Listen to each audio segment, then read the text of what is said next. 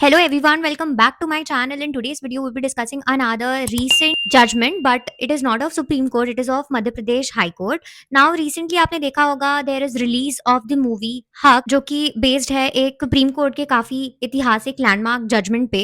So जिस judgement पे movie based है that is Mohammad Ahmad Khan versus Shah Bano Begum. ये एक 1985 का बहुत ही लैंडमार्क जजमेंट है जो कि जो मुस्लिम वुमेन्स है जिनको कि डिवोर्स किया जाता है बाय ट्रिपल तलाक, तो उनको ये section 125 of CrPC which is now 144 of भारतीय नागरिक सुरक्षा संहिता, जो कि ये कहता है कि Muslim women as Indian women's, Muslim women's के पास भी ये इक्वल राइट है दैट वो सेक्शन 125 के अंदर if they are the divorced women whether belonging to Hindu community और whether belonging to Muslim community, they have the right to claim maintenance from their husband. Now ये तो आप मूवी में देख ही लोगे कि कैसे क्या क्या हुआ, कैसे ये जजमेंट जो है डिलीवर हुआ और कितना ऐतिहासिक ये जजमेंट है.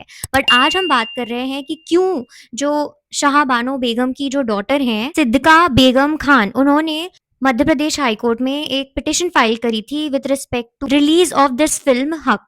वो ये कहती हैं कि मूवी में उनकी मदर की आइडेंटिटी को यूज किया गया है और उस मूवी में पूरी तरीके से उनकी जो मदर की लाइफ जो पोर्ट्रे की गई वो उनकी पूरी फैमिली के कंसेंट के बिना की गई है. और वो ये भी कहती हैं कि जो भी ट्रेलर और टीजर रिलीज किया गया था दैट वाज डेरिवेटरी एंड ऑल्सो जो भी उनकी मदर के स्ट्रगल्स रहे हैं उसको बहुत गलत तरीके से मिस रिप्रेजेंट करके दिखाया गया है इन द ट्रेलर. बट जो प्रोड्यूसर्स हैं वो ये कहते हैं कि ये जो मूवी है वो कोई बायोपिक नहीं है कि हम शाहबानो बेगम की जो डॉटर है या उनकी जो फैमिली है उनसे हम कंसेंट ले. ये एक फिक्शनल ड्रामेटाइजेशन है 1985 के जजमेंट का, एज वेल एज ये पूरी मूवी जो है वो इंस्पायर्ड है from the book Bano Bharat की बेटी. जो प्रोड्यूसर्स हैं वो ये भी क्लैरिफाई करते हैं कि जो मूवी है स्टार्ट होने से पहले ये क्लियर डिस्क्लेमर देती है that any resemblance to any real person और event is purely coincidental in this movie. अब मध्य प्रदेश हाईकोर्ट ने ये दोनों ही साइड्स को सुनने के बाद ये जजमेंट सुनाया कि शाहबानो बेगम की जो डॉटर थी उन्होंने जो पिटिशन फाइल की थी उसको डिसमिस किया.